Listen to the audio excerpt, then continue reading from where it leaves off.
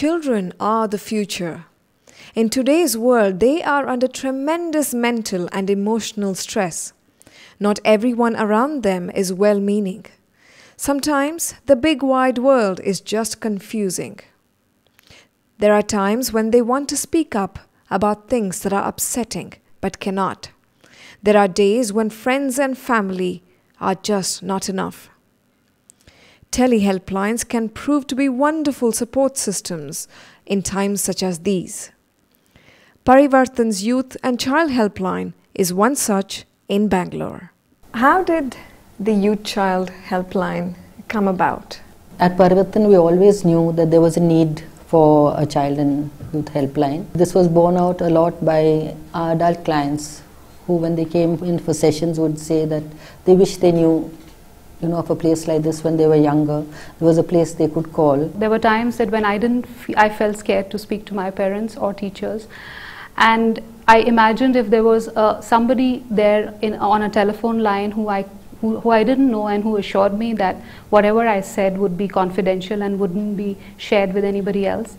That would have been a great outlet for me. So going by that experience, today I feel if I can hold a child who calls me and allow that moment to pass when they are in distress, I feel that's the best thing one can do. We know how the children are growing up today and how quickly they take rash decisions, and suicides are becoming so common. Every other day you open the newspaper and you see, and there are children, 11-year-olds, taking such drastic steps. We just felt that being a counseling center and having trained counselors, that it would be good if we could set up this service for children to reach out. But there was a specific incident where a girl from one of the well-known colleges in Bangalore came to see me, and she said, look, we face a lot of problems and we need somebody to talk to. So I said, you have a counselor at college, why don't you talk to her? And her response to me was, I don't want my friends to know that I have a problem. So she said, how are you going to help people like us? So that's hit a little germ in our head, saying that there was a need for anonymity, there was a need for a confidential helpline. The other one was a girl who was grown up married, but disclosed to her mother that her father had tried to molest her when she was a kid.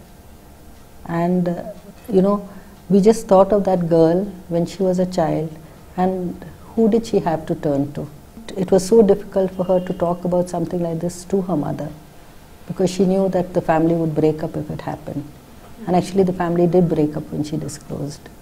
Broadly speaking, we have two kinds of calls that come in. One is from children or young people or teenagers, and one is from adults with issues regarding young people. In fact, many of the calls, I guess it was surprising to us, but really shouldn't have been from adults. And adults with challenges with their children or with neighbors' children. We've had adults call and say things like, I can hear somebody's being beaten up. I can hear something's happening with my neighbor. What can I do about it? And those are very sort of problem-solving kind of calls, right? These are the steps that you can take as an adult in that situation. If it's something that's ongoing, the question is, how do you get out of that situation? How do you protect yourself? Who is there that you can actually tell that is trustworthy? What do you need in order to build up the courage to do this? Because it's a really frightening thing, and we are there to help you build that courage and to support you in whatever you want to do to take care of yourself. What is the impact that you see of this helpline? We've had a fair number of calls come in, still not as many as we would like. We're able to connect with other organizations. We're able to connect with organizations that work with children in different kinds of programs. We've had calls come in where people have, you can tell that that person would never have actually physically come here. So really there are these sort of two types of calls.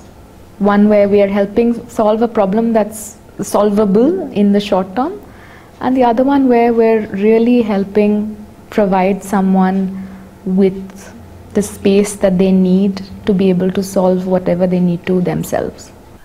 Based on our experience of having run a counseling center for over 15 years, we know that services like this will be slow to begin with. These are services that will be utilized basically by word of mouth. Helplines such as this one for youth and children are dependent on support from people like you and me. Time, networks and funding need to come together to facilitate happy childhoods. Their future is in our hands.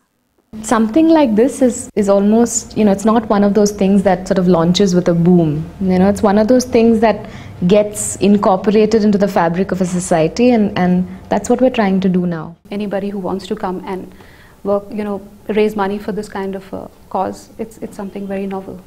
In a non-profit, this kind of an initiative where it's a helpline and people volunteer their time, there is a fair amount of money which is required to be raised. So I held an event in my house where the hostess selects a charity of choice, and my choice was the Child and Youth Helpline because that's the closest to my heart. I always feel a helpline is so handy, and I wish it was there when we were growing up.